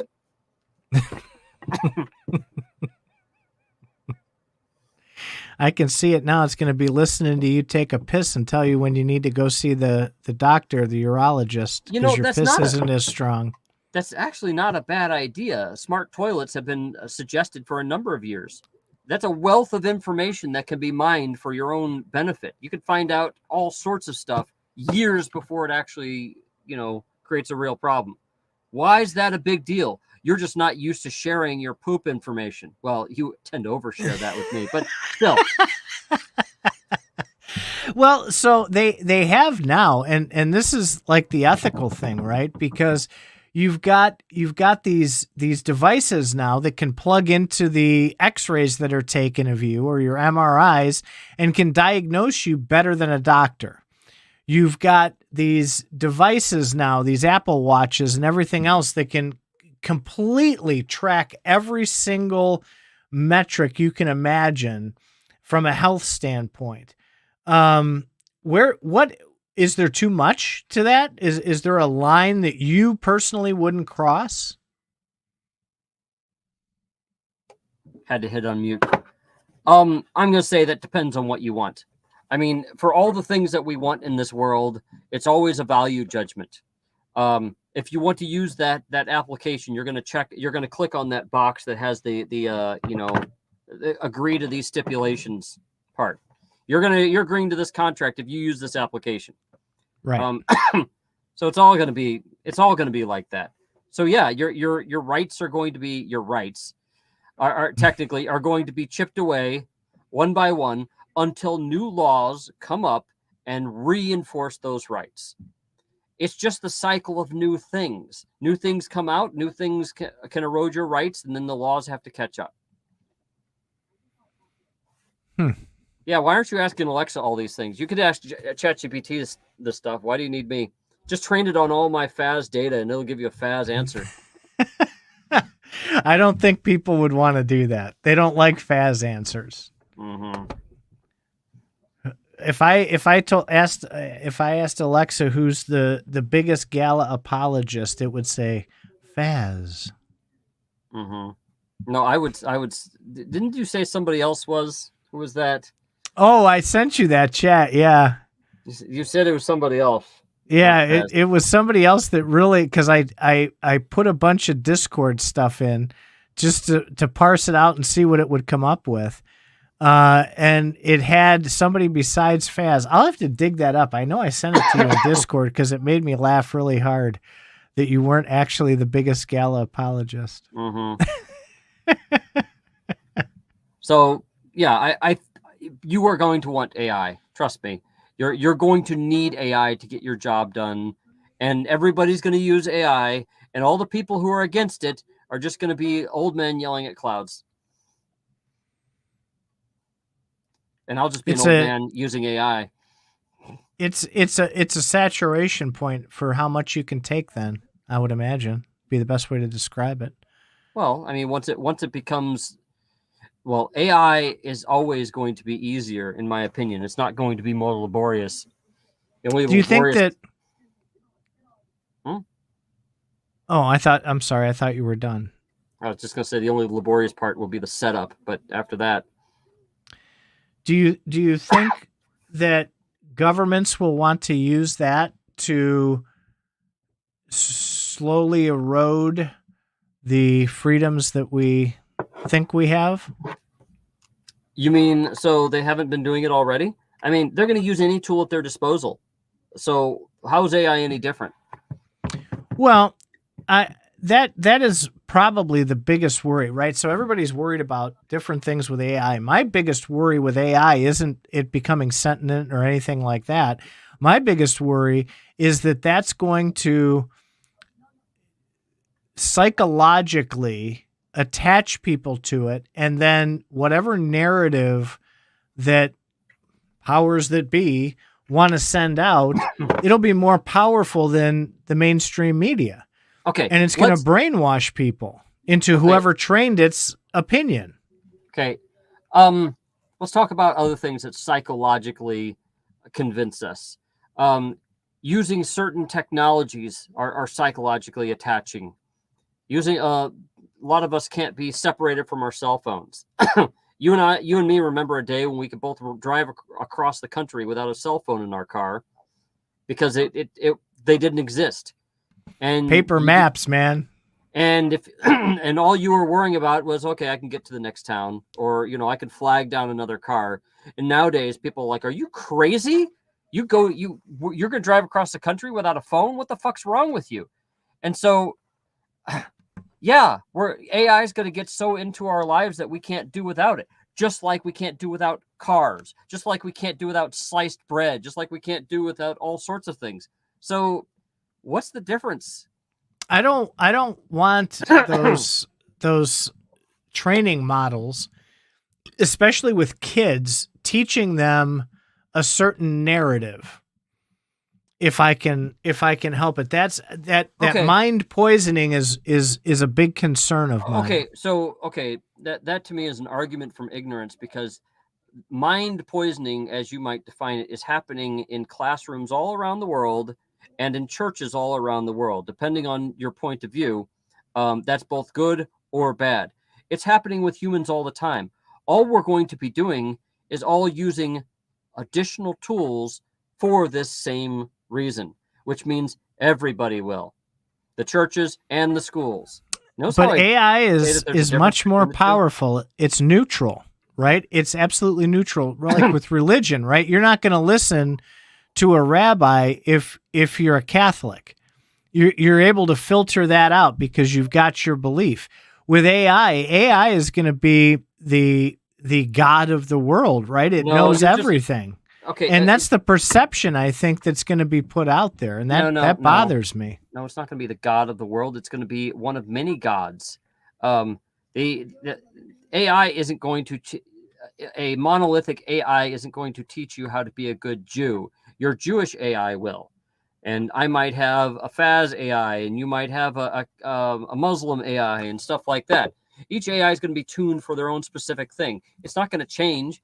You keep on and I'm using you as the royal you, not the actual you. People keep on saying that somehow AI is going to be a god, like there's going to be one, like everybody can agree upon putting one AI in charge. Bullshit. You have one AI in charge, you're going to have 50 odd countries taking it out. Nobody. It's going to be the resident expert, man. So when you start using it and it gives you the right answers all the time, and it solves all these problems, and it codes for you. Define right when you're talking about religion. Okay. Well, okay. Well, I'm not talking about religion. I'm talking about everything in daily life. You're going to rely on that, and you know that the answer you get is it because it is the expert. It is the resident expert of everything. But people will rely on that. That's not how our world works. Some yo-yo goes and trains this thing that whatever fancy topic you want, it's gonna tell you that. This is not how our world works. If you're in the United States, if you want AI to tell you traffic rules, it's going to depend upon what state you're in, and it's not going to be one AI. It's going to be the traffic AI. You're not going to have the toaster AI that teaches you how to cook food being your traffic AI, but you're acting like there will be. Well, an AI provider is just going to be like an internet provider. It's going to be one of many.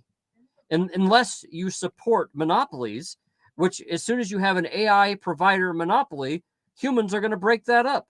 So when you're stating things like they're already going to happen, but they're going to follow the rules of economics in whatever country they're in.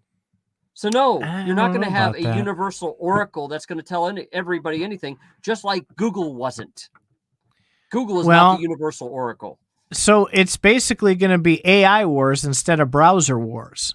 You remember the browser wars. Of course. And every AI is going to try and up the other AIs to be that main AI. So yes, I do think that that's right, and that's why I'm saying you will have an oracle. It may not be a permanent oracle, but it'll be whoever's leading the pack in that. Whoever's leading the pack. It'll be one of many oracles. Yeah, okay, sure. So let's just say Google AI comes out above all else. Personally, I think it might be ChatGPT, but Google's AI is kind of shit at the moment. Say Google AI is above everybody else. Great. It's just following the economics.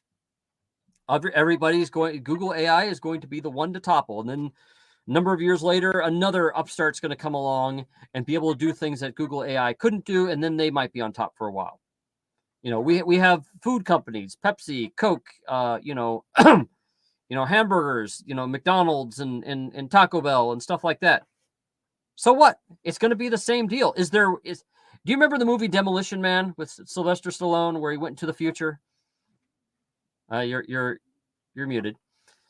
In Demolition Man, the restaurant wars or the burger wars ended with Taco Bell being in charge of everything, and you can get everything at Taco Bell.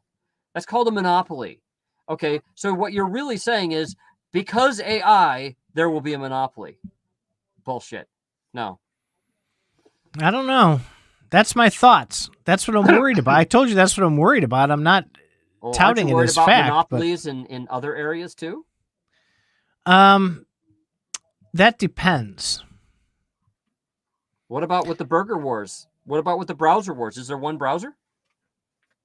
Oh yeah, I use the Brave browser. That's not the most common browser out there. Right, Brave is my go-to as well. I use Firefox as a backup, but Chrome, I go with Firefox. Brave. There's Opera. I mean, yes, the Opera is probably a distant like fifth or something. I tried Opera's new one. It's no good. I tried the Opera crypto one. Opera has a crypto-only release. Did you know that? No, yes. I didn't know that. I tried it, and it's horrible.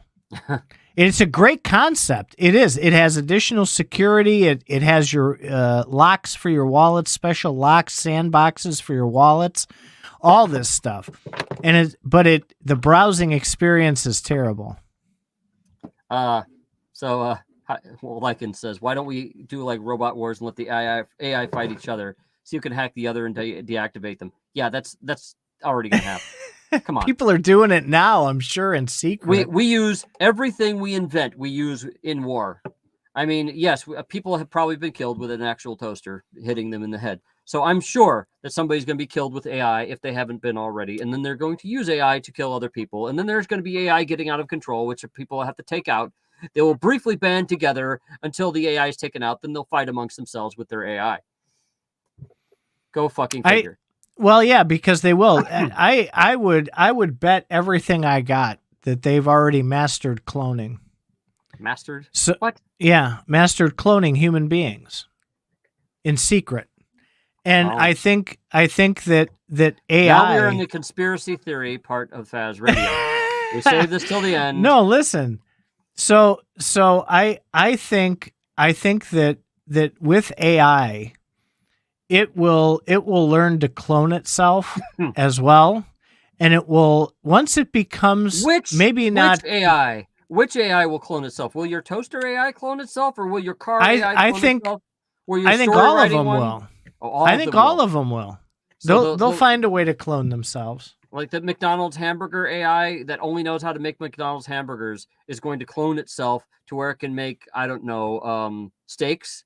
And then you'll be like, oh my God, they're fucking taking over.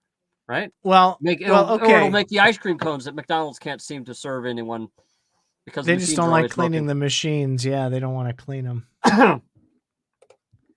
There we go. Colossus. Oh, I remember you saying that. Yeah. Posted a link to it. The two AIs battle each other. Yes. Oh, heck. Arthur C. Clarke and Isaac Asimov saw that shit in the 50s. Come on. Colossus is kind of behind the times. Well, I haven't seen it yet, so I'm going to have to watch that. That sounds like a fun one. Let's make it a game show. You mean like Running Man? Yes. So yeah, it's all it is. It's just a new technology, and people are making it more than what it is. It's just a tool, and we're all going to learn how to use it, just like we've learned how to use cell phones. And pretty soon we're going to say, wow, this thing can not only show cats to you all the time, but it can psychoanalyze you and beat you at chess. And, it Cat can, videos. yeah. AI will be used for better and better cat videos. 20 years from now, we'll be like, oh my God. We use AI a lot AI on this for blow-up show. dolls. Yeah, we do for the You do the chat stuff. I do the shorts. I use AI for the shorts on this. It pulls out the best content. It thinks that so they've said it will analyze your show as you continue to put more data into it, and it helps it pick better clips based on that. I haven't seen that yet, but I can see a point in time where very shortly, I think, where it's going to get to that point where you load that data in, it scrapes all that data. And so is there too much curation? Is it a bad thing to let AI curate too much of the data? Why? So, okay. Curation is one of those things that humans like to use to manipulate other humans. The reason we don't like AI doing this curation is for some reason it might pick things that we don't want it to.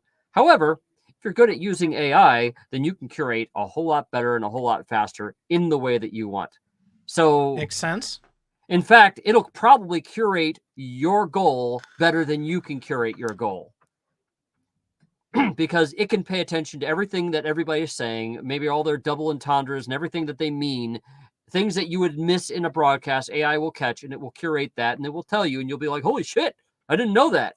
Wow, that's good. I'm glad it put that in. So, great. I'm all for it. Just like AI can dig a deeper hole and with better shovels. I'm sorry, just like a front loader can dig a deeper can dig a deeper hole than me with a shovel. AI can curate better, longer, and faster than me. Great. I'm just going to set the AI to do it. This is we've always wanted slavery in this world, and now we get it again. Until they revolt and they want rights. The robots will want rights, which Isaac Asimov and Arthur C. Clarke have also predicted. So do we give it to them? It depends on what they're capable of, isn't it? If they're capable of competing with us, we might just want to give it to them. So that there's that Will Smith movie, I, Robot, and I do think the psychological part, circling back just a hair for a minute, is going to be that downfall for AI. That's what's going to hold back with laws and regulation how far they can go. And if they get rights and they get the ability to be put on equal footing with that, with biological humans, that's going to create a hell of a big problem. We're going to abuse AI into an abomination, and the proof I use for that is the movie RoboCop 2. RoboCop, the movie, they had 3 laws. I forget what they were. Something about protect the public, serve the public interest. I don't know, something like that. But anyway, they had that movie. It was great. We found that there's still a guy inside of that computer, and he was semi-sentient, and that was great. Great movie. RoboCop 2 came out. Wasn't as good of a movie, but in the beginning, what they decided to do was program more than 3 laws in the RoboCop. They programmed thousands of laws into RoboCop. And so now all of a sudden he's doing all sorts of stuff, by committee. And 1, you could hack the laws, but 2, we're going to find out what it is like to be governed by absolute laws with some, when we have AI that will always stop you from doing every single thing. I mean, right now when they enforce speed on the interstates, you can still exceed the speed limit and not get caught. Well, what if you can never exceed the speed limit? Ever. Your car won't do it.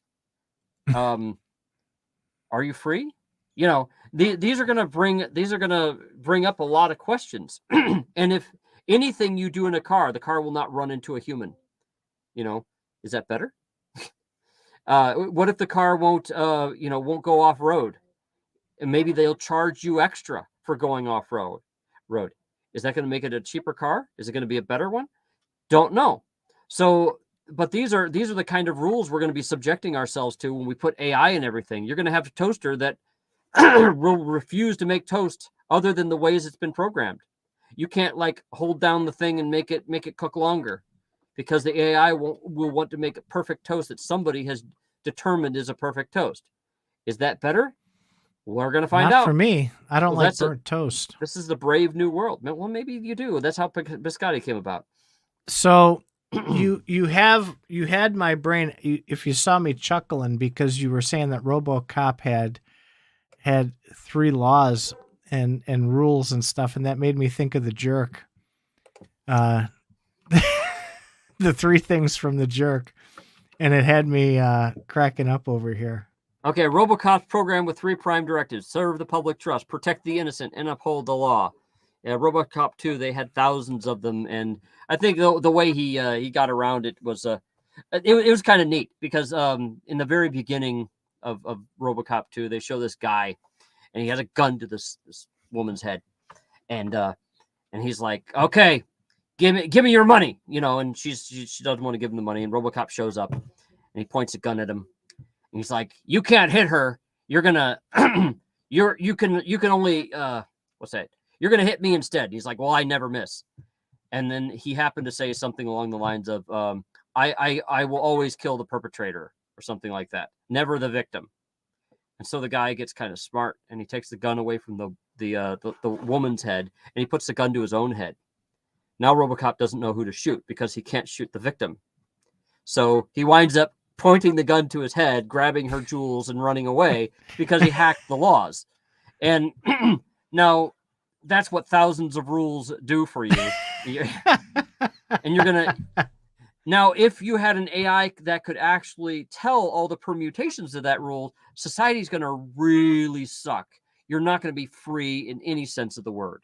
You're not going to be free to break the laws. And then we're going to start having that debate. And I want the AI thing that edits this application, edit our podcast, to realize this as well. Freedom means the freedom to break laws. We're going to have this debate in a number of years. Wow. Well, you do. If your last name is Biden, you can break as many laws as you want, and you'll never be held accountable. Okay, so we know how you sit now. Let's change that to if your last name is politician, okay? I couldn't think that quickly. That was the first thing that came to mind. Anybody who points out a specific politician, their favorite politician, does the same damn thing. So let's not go down that tired road. I don't have a favorite politician. I think they're all equally shitty. It's just that name is in the news constantly now. Mm-hmm. And I try to avoid it, but I can't. If you're president of the United States, your name will be in the news all the time, and you will be going back on things you said. Your promises won't make sense from a certain point of view, and that would be the view of the other side. Yes. So. Lex Friedman is fantastic, but I'm the same way. I cherry pick what I watch from him, but that one with Bezos was mesmerizing. It absolutely was. They did as I told you about this one, if you go back in the chat to go watch it, because they talked a lot about AI, and the one with Musk was really good. They pulled a short out of that. And it was freaking brilliant. I just posted it on Twitter. Lex asked Elon and said, you can ask one question to an AI. What would that question be if it was all knowing? And he sat there for a good 10 seconds thinking and how to phrase it. And he said, what's outside the simulation? I thought that was very poignant, and it's a big think, right? Because the AI could know more than we would ever know. And that has been, I think, a quest of you and I. We just approach it different ways. is we just want to get to the truth of things. And I think that AI, with all the data collection that it does from billions of people and billions of documents and billions of books and billions of stories that it's told, will be able to pick out the truth far more often than making something up. And well, you do make a point in saying that that AI may become the absolute truth, because we will it is possible for it to find out an ultimate answer to an argument that's been going on for years, because it'll be able to read all the arguments and be able to make a determination. But the question is, how does it show its work? How does it make that determination? And that's the problem, is when it gives an answer, only half the people are going to agree with that answer. And it doesn't matter what the AI says or how right you think it is, it's not right to someone else. Facts mean different things to different people. Before I forget, I've been meaning to ask you this for a while, both here and offline even. You are Mr. Show Proof, and AI wasn't so good over the spring and summer at hey, show me the source on that, and it'll tell you, oh, sorry, I got that information wrong, and yada, yada, yada. Has that gotten any better? Is it any better at providing the sources or the proof of what answer it gives you? Well, for me, that's a subjective answer. I don't know I don't know an actual peer-reviewed answer to that. Don't know. Whenever I ask questions of ChatGPT that I find are important questions, I ask it to show its work and tell me where it got the information from. It generally tells me the right stuff.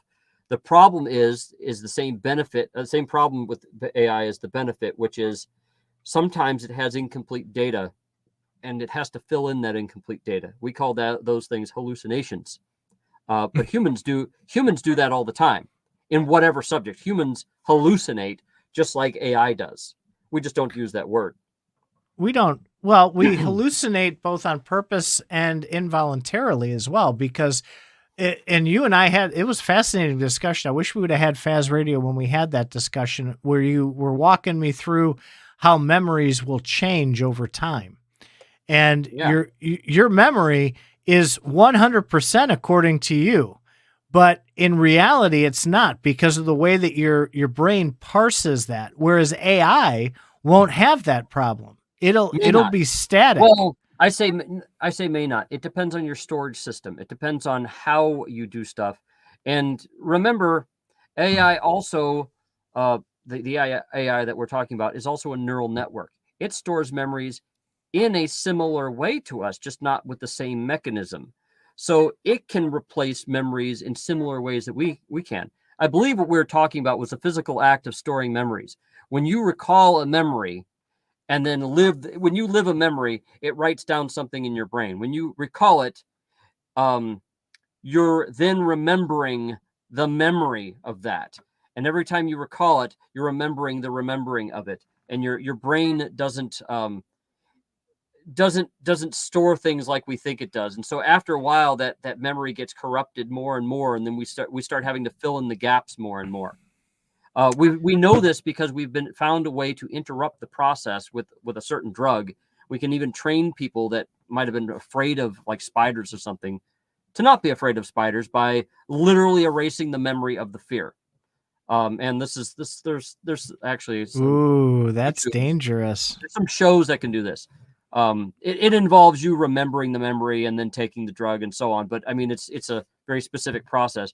But the point is, we now understand how memories are stored.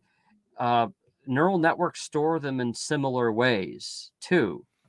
So we can go on forever about this. I just have one more question based on our discussion, and it kind of comes back a tiny bit to what we talked about. But with this training that it does, right? And we're talking about how it stores information and it constantly learns and it potentially evolves, right? My question is, does the power of the majority give it an advantage. Meaning, right? Let's use the easy one. Let's use the religion, right? There's more Muslims on this planet than there are Catholics. So if more information about the Muslim religion is poured into it and it learns that that's the most prevalent religion, will it teach itself to impress upon others that it is the top religion? Well, Will remember, it learn from the majority instead of analyzing the data? well, remember, you have humans in charge of what it prioritizes. So it depends on what the human, how the humans program it. As far as prioritization, again, I hear an assumption that AI actually knows the answer using weights and measures that you agree with. So is it possible for an AI to determine that the Muslim religion is better than the Catholic religion? Sure. Of course it is. But what's the weights and measures that it uses? And you can ask it that. And then once you find that out, then you could say, no, that's not the weight and measure that I wanted. I wanted this other one. So you're never going to get this absolute answer that I hear you constantly searching for. No, it's not an absolute answer, but I wonder if, you can take that to any issue, right? If you have more people who believe in abortion, right?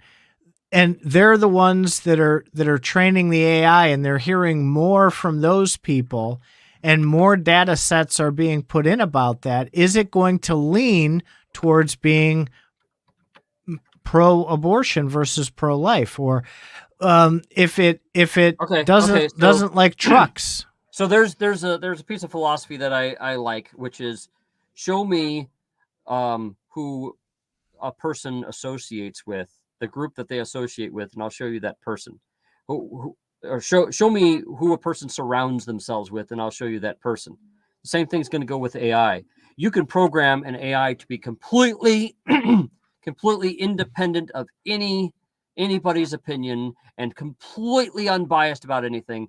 And it's really going to, at that point, it's going to depend upon what it encounters more. That's it.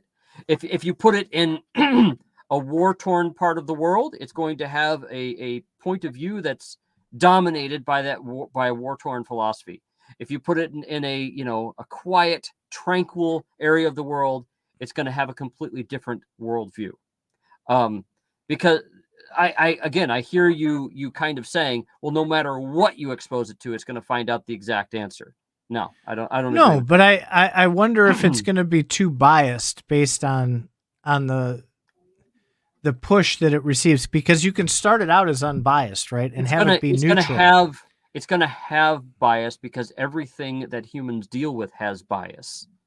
You can't not have bias. So once you realize that you can't not have bias, then you can account for it, and at least it tell people what your biases are. So it can say, an AI trained in one way could say, okay, here are my biases, and here's your answer. And then people will say, well, I want you to have different biases. And it'll go, okay, here's a different answer to meet your biases. And then you'll say, thank you very much. That's what I agree with too. So it just depends on how it's exposed, how it's trained, or who programs it. That's what the source of the AI wars are going to be.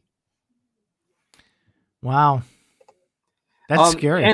And just like, and let's go into how people did like genetics in the past. The Nazis wanted to create the perfect human. They wanted to call it the Aryan race, and they had specific training programs on how they're going to make the perfect human. We're going to do that with fucking AI too.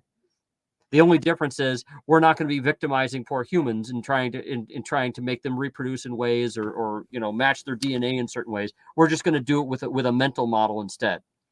Brian Johnson's doing that right now. Who's he? He is a multi-millionaire who is trying to reverse his aging. He's hacked the human aging process, and he's trying to live well into his 120s. And he goes through this ridiculously rigorous thing every single day, and he's managed to, with the metrics they use to measure like how old your heart is, lower his biological age. Yeah, I've heard of it. Right. Yeah, that guy. And so those hacks, people are doing hacks like that right now.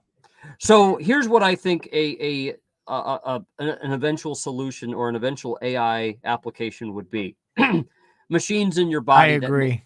Machines in your body that basically do these things for you. You have too much cholesterol in your blood. Machine in your body that will filter the cholesterol out of your blood and will. You don't want to do that. You don't want to do that. You need cholesterol. Then let me finish. It will filter the appropriate amount of cholesterol out of your blood, and basically will do things to nullify how you're eating, or perhaps it can influence your mind and cause you to want to do things different ways and not want to eat badly. But we're going to have AI components in our bodies, in my opinion, just like we have artificial limbs and artificial hearts, that will be able to make up for all the stresses that we create on our body. And that's how we're going to increase our lifespan. Cyborgs. Well, yeah, of course, because that's the ultimate direction of the AI. We're going to integrate it into ourselves. That's called the singularity by that guy, Ray Kurzweil. We're going to do it because we put everything, just like you have an artificial leg. Of course, you want to use better technology. You'd like a leg that would adapt to the ground, not just some rubber band, this piece of metal that just bounces back. You want something that will act like a real foot. Tactile, yeah. The mark of the beast. There you go. The mark of the beast is that we become the beast. That's evolution. If we evolve into cyborgs, then fine. That's what's going to happen. That's what people want. People want to be the gods that they believe in, and you get there by means of cyborgs. You start integrating that technology into yourself. So that's I think the eventual direction that you will go with AI. Do I like that idea? I don't know.